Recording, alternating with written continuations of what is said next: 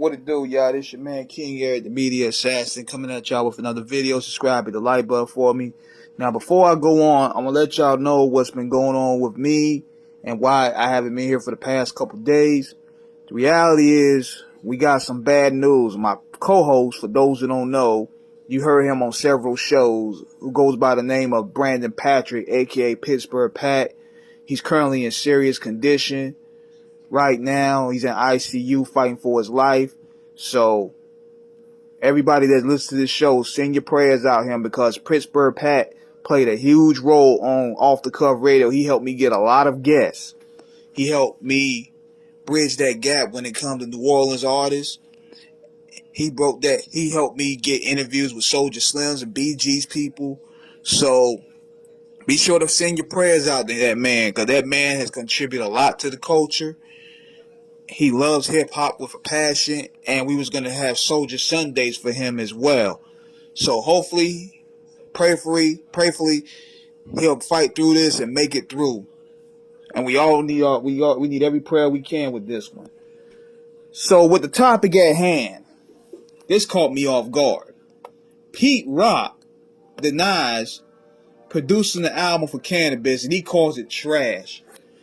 Now, before I go on to this, I actually heard some of this album, and my first thought was, this don't sound like something Pete Rock will really produce. It sounds like something very weird.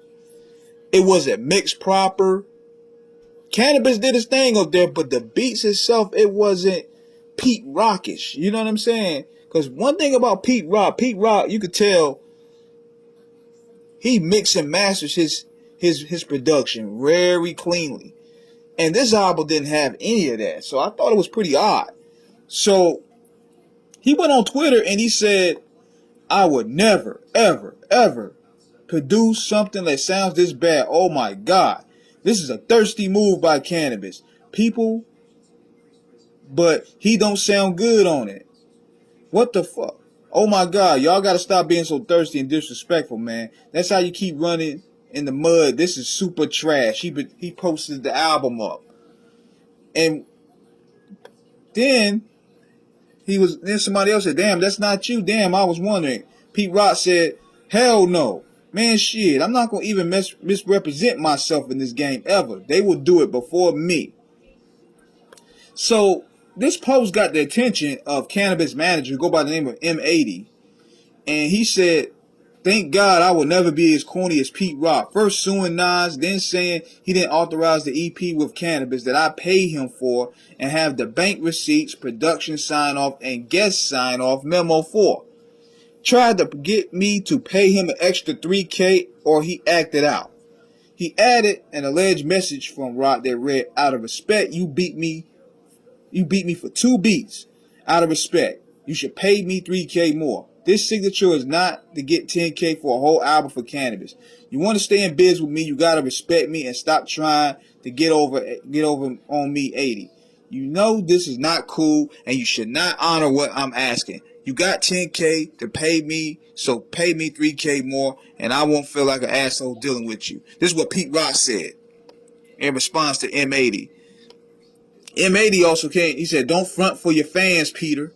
Then he posted up Pete Rock's cell where it said, out of respect, you paid me for 2 beats. Out of respect, you should pay me $3K more. You know I'm coming from too. He marked this out. 10K is extra low. The signature is not to get 10K for a whole album for Canibus. You want to stay biz with me. Yeah. So he posted a screenshot and he went into a little bit more detail about the transaction. And it's weird. It's weird to me. A part of me believes that it's janky business involved.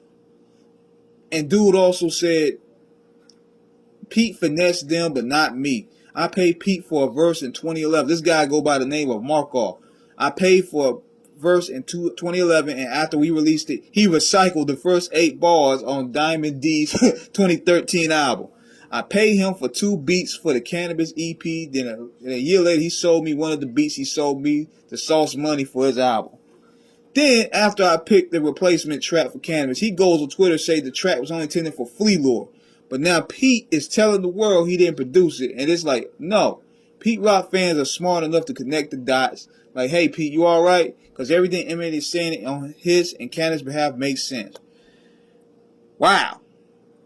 Then you got M.A.D. He come back out again and say, I will give Pete Rock $1 million if any part of my story or actual receipts, sign-offs are fake. Now talk that shit, Pete. Instead, you're now going to come off the bag in court for trying to defame me and Canibus' character. Oh boy. That's crazy. So, let me know what you guys think, man. This is an interesting scenario that went down. Is Pete Rock capping? Let me know. Subscribe, hit the like button, holla.